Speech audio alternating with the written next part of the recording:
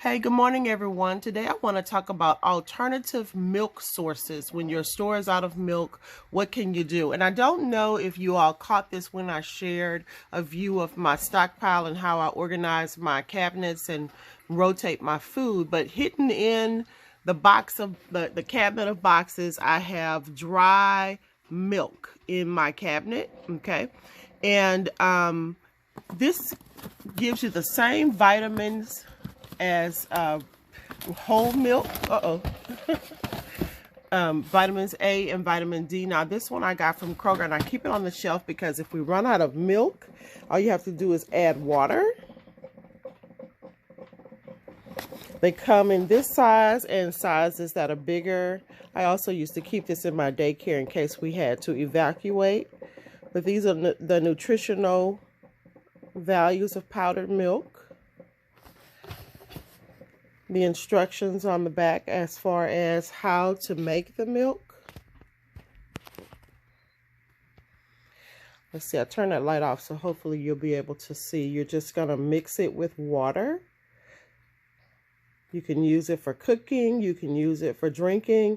Powdered milk to me doesn't have the best taste. But I don't really like regular milk either, but it doesn't really have the best taste. You can add a hint of sugar to it if you want to sweeten it up, but this is an alternative to prepared milk that may not be on the shelf, and you need milk for cooking, or you need milk, you want to make sure the kids are getting their vitamin D and vitamin A. And from what I've read, I'm not a doctor, but from what I've read online, you know, vitamin D is crucial in the prevention of sickness from COVID-19. So that's just what I heard. Don't take me at my word. But dry milk. So most people are not running to the shelves to look for dry milk. They're running to look for regular whole milk, what they're used to. Most of the milk alternatives, almond milk, and stuff like that, those are gone as well. So somewhere in this kitchen I have some almond milk. It is shelf stable for a couple of years. These are things that actually you want to keep in your stockpile on a regular basis. When you go out to the store, just make an effort once a month to buy one, to buy a milk or buy an almond milk or something like that while you're out shopping.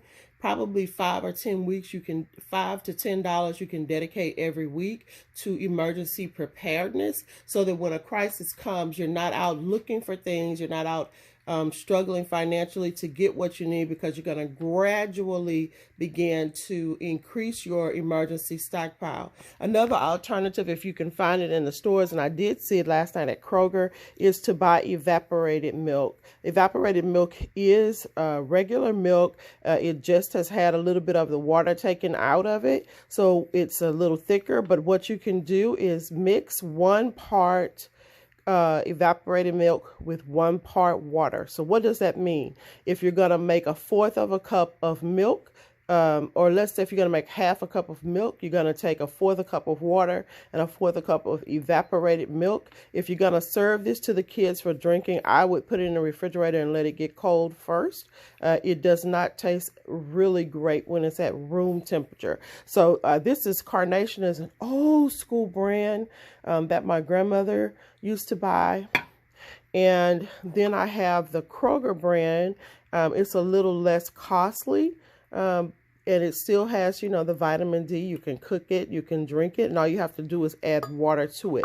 So moving forward, if you haven't been keeping milk alternatives on your shelf, please consider to do so. You need it for cooking, you need it for the kiddos, and you need it for your health. Talk to you soon.